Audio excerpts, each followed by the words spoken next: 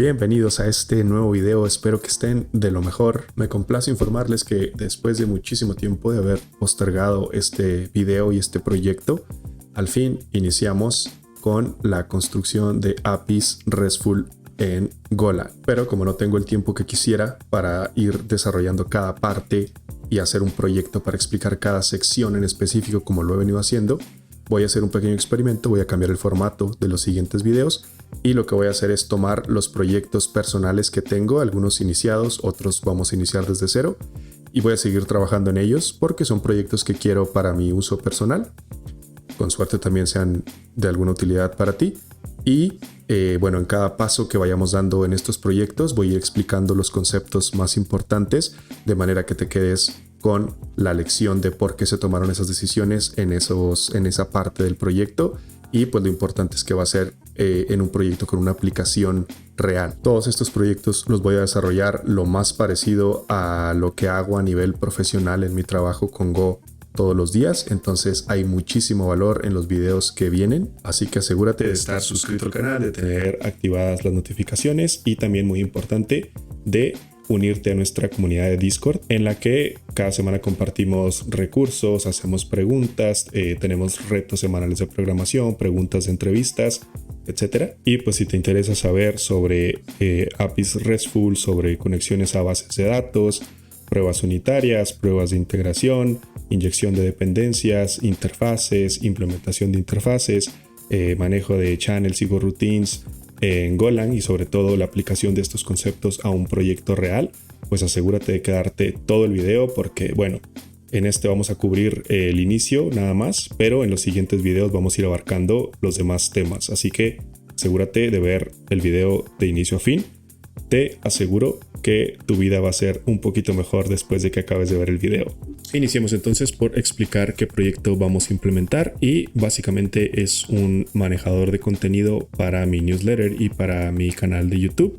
Lo que quiero con esto es simplemente llevar un tracking de cuáles contenidos ya he compartido y tener una forma de rápidamente registrar nuevas ideas que tengo, ¿no? Por ejemplo, hay veces que estoy trabajando y encuentro algún concepto o una idea chida que me gustaría compartir, pero pues no sé dónde anotarla o la termino anotando en lugares distintos y pues al final se pierde. Entonces este API va a ser mi repositorio para yo tener guardados todos los contenidos que quiero compartir y un tracking de cuáles ya compartí y en qué redes compartí. Eso es básicamente lo que vamos a implementar. Por supuesto que vamos a usar Golang para desarrollar este API. Y en esta ocasión he decidido utilizar el framework Gin para agilizar un poquito la parte de pues el desarrollo de todo lo que tiene que ver con HTTP. Y bueno, en el trayecto vamos a ver también ventajas y desventajas de usar frameworks. Vamos a utilizar arquitectura hexagonal y bueno, para explicar rápidamente lo que es la arquitectura hexagonal, vamos a utilizar los diagramas que ha hecho alguien más en internet porque qué flojera ponerme a hacer mi propio diagrama. De antemano les digo que ninguno de los diagramas termina por convencerme, pero bueno, de algo tenemos que partir. Y la arquitectura hexagonal, bueno, lo que pretende es distribuir o separar nuestra aplicación en diferentes capas, donde la capa más central o esta capa que ves aquí es la capa, digamos, core de tu negocio. Es decir, es donde están definidos todos los tipos y entidades que son, digamos, nativas a tu negocio. Por ejemplo, si tu negocio es sobre vender sándwiches, pues aquí tendrías una entidad que sería la entidad sándwich, que tendría sus propiedades y sus métodos y demás. Si tu negocio es de vender aviones, pues tendrías una entidad de aviones y bueno, todo lo que es referente a tu negocio en particular. Luego en la capa que está alrededor de tu core tenemos lo que se traduciría como interactores, supongo, y repositorios, que es básicamente los servicios que va a proporcionar tu lógica de negocio y también los métodos que te van a permitir acceder a los repositorios, ¿no? a las bases de datos. Luego en la capa más exterior tenemos las cuestiones como HTTP, donde están los actores o los usuarios, ¿no? Es decir, acá de este lado tendríamos un usuario que por medio de una llamada HTTP va a acceder a este layer de transport, que ese layer se va a comunicar con los servicios que ofrece tu aplicación, que esos servicios se van a comunicar con o van a tener acceso a tus entidades y ya hacia el otro lado vas a tener acceso a las implementaciones con tus repositorios que te van a llevar ahora sí a MongoDB o a MySQL o lo que sea que tengas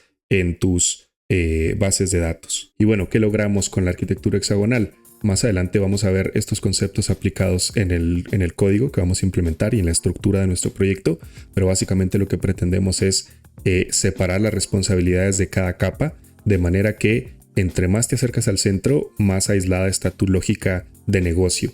Y esta lógica que implementas en el centro no tiene que cambiar. Así tú podrías tener un solo servicio, una sola capa de servicio, y afuera implementar una capa HTTP para servir tu aplicación a través de HTTP. Y si en el futuro se te ofrece también exponerla a través de una línea de comandos, pues nada más desarrollas otra implementación de esta capa exterior que consuma tu servicio, pero ya no modificas nada de tu lógica. Lo mismo aplica para las bases de datos. Imagínate que en un inicio decides guardar tus entidades en Mongo. Entonces vas a implementar un repositorio específicamente para Mongo que usa los drivers de Mongo y que tiene el lenguaje de Mongo, ¿no? Las consultas, las formas de insertar, etcétera. Todo es específico para Mongo. Pero luego se te ofrece cambiar a MySQL. Entonces lo único que tendrías que hacer sería hacer una implementación distinta de esta capa que consuma también los mismos servicios, las mismas entidades de tu lógica de negocio que ya está implementada aquí una sola vez y simplemente le conectas una implementación distinta, en este caso para la nueva base de datos. Entonces, lo que logramos con la arquitectura hexagonal es que nuestro proyecto esté muy bien organizado, cada capa hace exclusivamente la función que le corresponde y también nuestro proyecto es muy escalable porque te permite hacer este tipo de cambios sin ningún problema. Vamos a echarle un vistazo ahora a la estructura del proyecto y comenzaré por contarles que de entrada me gusta poner todo el código que está escrito exclusivamente en Go dentro de la carpeta internal, en la raíz de mi proyecto, en la carpeta internal.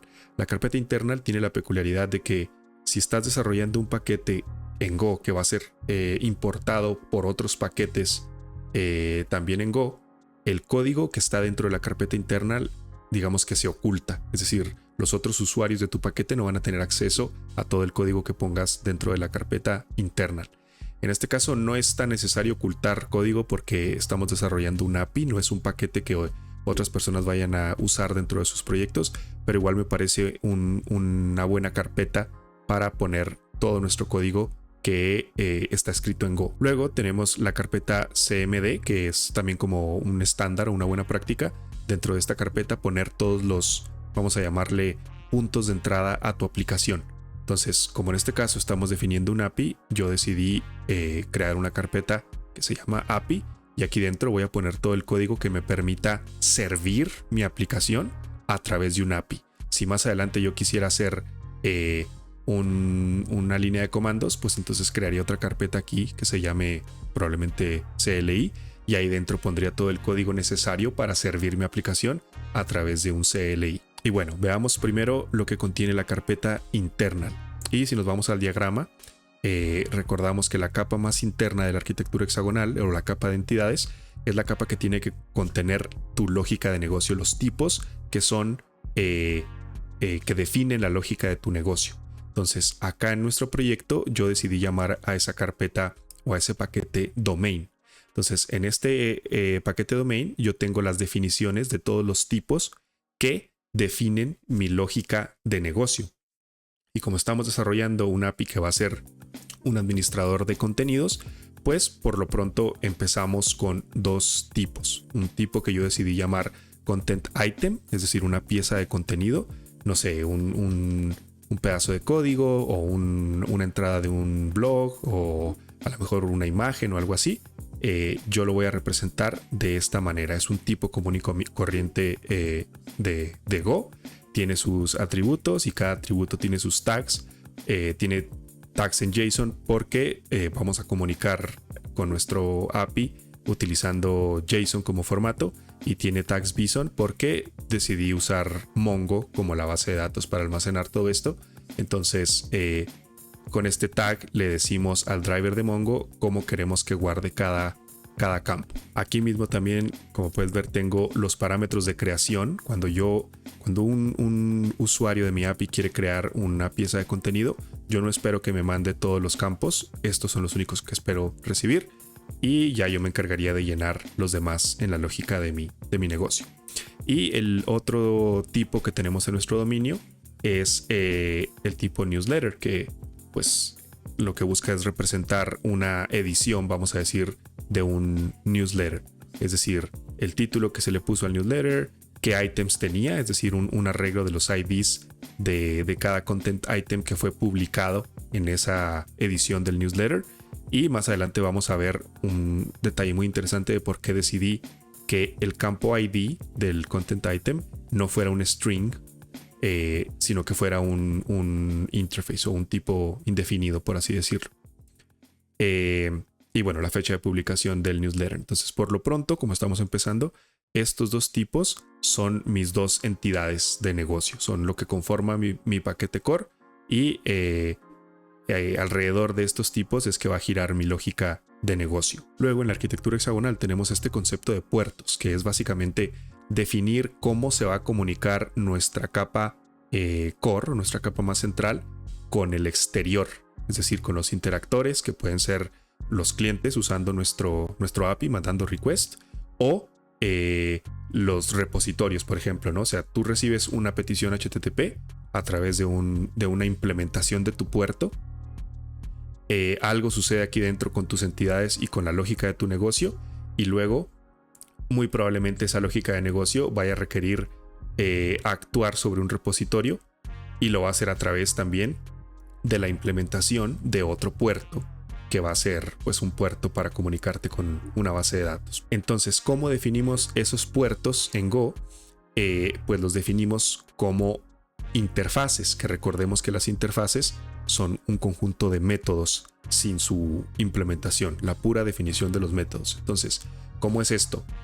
Un ejemplo, yo tengo mis entidades de negocio, que son por ejemplo el content item, y yo sé que la forma en que va a interactuar un usuario es por peticiones, que esas peticiones van a ser, por ejemplo, crear una pieza de contenido, consultar una pieza de contenido, eliminar una pieza de contenido y así sucesivamente. Entonces, el puerto que me va a permitir esa interacción es una interfase que contenga las definiciones de esos métodos que yo voy a necesitar. Esa interfase la podemos ver definida aquí arribita. Como puedes ver, vamos a empezar únicamente por el método create, pero más adelante aquí va a haber otros métodos, como te digo, delete, get, etcétera. Y bueno, también los parámetros que recibe y todo eso nos podemos preocupar más adelante. Por lo pronto, pues basta con entender que esta función de creación, esta función que va a crear un content item, pues va a recibir unos parámetros de creación, y si tiene éxito va a regresar el content item que fue creado, y si falla pues va a responder con un error, ¿sí? Entonces este es mi puerto que va a comunicar el core de mi aplicación a través de un servicio, por eso se llama service, hacia el exterior. No sé si lo va a consumir una aplicación HTTP, como es nuestro caso, es una API el que la va a consumir, o si la va a consumir una línea de comandos, o si la va a consumir algún otro protocolo. Yo solo sé que mi aplicación, para que alguien acceda a mi aplicación, a mi lógica de negocio, yo lo voy a hacer a través de una implementación de esta interfase. ¿Y dónde existe esta interfase en la estructura de mi proyecto? En un paquete que yo decidí llamarle ports, para que sea muy claro que ahí están las definiciones de mis puertos, y dentro yo voy a poner subcarpetas que me digan qué tipo de puerto estoy definiendo. En este caso, como les voy diciendo, es un servicio el que estamos definiendo, porque es el servicio que nuestras diferentes formatos o protocolos van a consumir. En este caso va a ser un API el que va a consumir mi servicio, entonces es un servicio el que estoy implementando. Y el nombre que le doy aquí al archivo también es importante, porque es el nombre de la entidad para la cual existe ese servicio, en este caso el content item. Más adelante muy seguramente se nos va a ofrecer crear un servicio para newsletter, entonces dentro de la carpeta ports service va a haber un archivo que se va a llamar newsletter, que también va a tener una definición de interfase similar a esta, que probablemente también va a tener métodos create, delete, get, etc. Entonces, hasta ahorita llevamos estas dos carpetas. Domain tiene los tipos de mi dominio, de mi negocio, y ports tiene los puertos que van a comunicar mi dominio con el exterior. Y hasta ahorita nada más llevamos los puertos de servicio. Entonces, la siguiente pregunta es: ¿dónde implemento este servicio? Y la respuesta es en el paquete o en la carpeta de servicios, que como puedes ver acá en la estructura también está dentro de mi carpeta interna. Entonces, dentro de servicios obviamente va a haber puras implementaciones de servicios, y para mantener el código más organizado a mí me gusta crear una subcarpeta otra vez con el nombre de la entidad para la cual se está implementando el servicio. En este caso estamos empezando con Content Item, por eso hay una carpeta aquí que se llama Content Item, y dentro está una implementación de esta interfase que vemos por acá. De igual manera, en el futuro muy probablemente vamos a tener otra carpeta que se llame Newsletter, que también va a tener una implementación del servicio de newsletter. Y no perder de vista, cuando vayamos a implementar la parte de la conexión a la base de datos, es el mismo protocolo. Vamos a decir, ok, yo necesito tener un puerto para que mi core se comunique con una base de datos. Y ese puerto, ¿cómo lo defino? Lo defino con una interfase. Esa interfase a lo mejor va a tener métodos como create, get by ID, etcétera. Todos los métodos que necesites para comunicarte con una base de datos. Y las definiciones de esas interfaces también van a estar aquí en puertos, pero en lugar de ir en la carpeta servicio, muy probablemente la vayamos a meter en una carpeta que se llame repositorio o database handler o alguna cosa así. Entonces ya sabemos que aquí dentro de nuestra carpeta Content Item tenemos que implementar esta interfase, el Content Item Service. Entonces, ¿cómo implementamos las interfaces en Go? Necesitamos primero que nada un tipo que sea receiver de todas las funciones que nos dicta la interfase. Entonces, ese tipo yo lo tengo aquí en este archivo que se llama service. Y bueno, este service más adelante va a tener algunos otros componentes que le vamos a meter por inyección de dependencias para poder llevar a cabo todas sus operaciones. En este caso, para poder, por ejemplo, crear un content item. Y si te fijas, aquí abajo tengo una función que me permite crear un new service. Y si extendemos este código, podrás ver que me está regresando un puntero a este tipo de aquí. Entonces no hay nada como raro o novedoso aquí. Es una función new service y me está regresando un puntero a un service. Pero fíjate qué es lo que está retornando. Esta función no retorna un objeto o un valor de tipo service. Está retornando un valor tipo service content item service, que es pues nada más y nada menos que mi interfase que yo tengo acá. Entonces, esto lo que nos indica es que mi tipo servicio que yo tengo aquí es una implementación de esta interfase, porque no lo estoy retornando como su propio tipo, sino que lo estoy retornando como una implementación de la interfase. Entonces, eso quiere decir que el tipo service implementa la interfase Content Item Service, y eso por ende quiere decir que debemos tener una implementación de esta función que tiene como receiver esto de aquí. Y eso es justo lo que tenemos acá en este otro archivo create. Te fijas, es una función que tiene exactamente la misma firma de este método que nos dicta la interfase y tiene como receiver nuestro tipo servicio que tenemos definido acá. Es por eso que aquí no nos marca error, aunque yo le estoy diciendo regrésame un tipo que sea service content item service, y no le estoy regresando eso, le estoy regresando mi tipo servicio de aquí. Pero no, el compilador no me regaña o no se queja, porque en efecto este tipo implementa esta interfase. ¿Qué pasa, por ejemplo, si yo vengo y le cambio lo que sea a esta función? Por ejemplo, le cambio el nombre. Si le cambio el nombre, ya el compilador se queja porque el tipo service no implementa esta interfase, porque no tiene una implementación de esta función. Tiene una implementación muy parecida, pero no es la implementación tal cual. Entonces, así es como implementamos esa interfaz. Y bueno, ¿qué tenemos ahorita de código dentro de ese servicio? Es decir, ahora sí, la lógica que nos permite crear un content item. Pues por lo pronto no tenemos, o sea, tenemos un código que es nada más de muestra, que lo único que va a hacer es crear un content item con los parámetros que recibimos. Recordemos que estos son los parámetros de creación, que son título, contenido, etcétera, etcétera.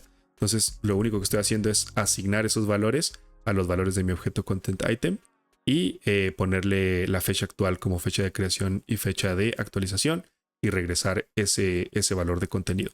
Más adelante que empecemos a desarrollar la lógica, pues aquí va a haber validaciones, conexión comunicación con la base de datos, chequeo de errores, logging y demás cosas, pero por lo pronto es nada más para fines ilustrativos. Hasta aquí vamos a dejar este primer video para no hacerlo muy extenso.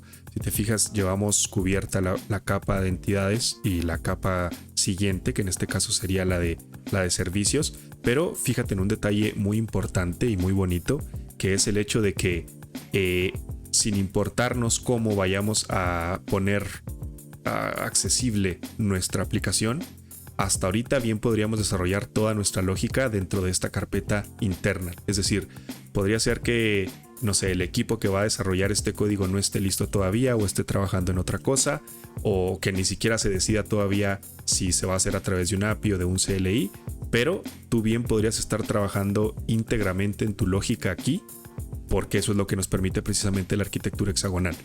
Tú, mientras implementes todo tu lógica de negocio aquí, no te interesa a quién te va a pasar estos parámetros ni a quién se los vas a retornar, porque hay este concepto de separación de responsabilidades, ¿no? Tu capa de servicio se va a encargar exclusivamente del servicio que va a proveer tu lógica de negocio, y todo lo demás pues puede desarrollarse completamente desacoplado de lo que sea que estés desarrollando tú como servicio. Y lo mismo pasa para todas las demás partes de tu aplicación. Cuando definamos los puertos para los repositorios y la conexión con la base de datos, te vas a dar cuenta que este tipo de estructura y este tipo de arquitectura permite que todo sea muy modular. Y vamos, podrías definir una interfase para tu repositorio con los métodos que tienes que implementar, y podrías tener a dos equipos trabajando, uno en Mongo y otro en MySQL al mismo tiempo, cada uno en su carpetita, sin crear conflictos en el código ni nada por el estilo, porque ellos simplemente van a tener una interfase que necesitan implementar, unos ciertos métodos con ciertos parámetros y ciertos valores de retorno, y eso es todo lo que les interesa en esa capa en particular. En el siguiente video vamos a ver cómo es que se sirve esta aplicación a través de HTTP usando Gin, y cómo es que esta aplicación, digamos, se conecta con todo lo que hemos desarrollado en esta parte. Así que si no estás suscrito, suscríbete y activa la campanita para que no te pierdas ninguno de estos videos, porque te prometo que va a haber muchísimo valor más adelante en todos estos videos. Como siempre, esperamos que te sea de mucha utilidad, mucho éxito en tu vida y feliz programación.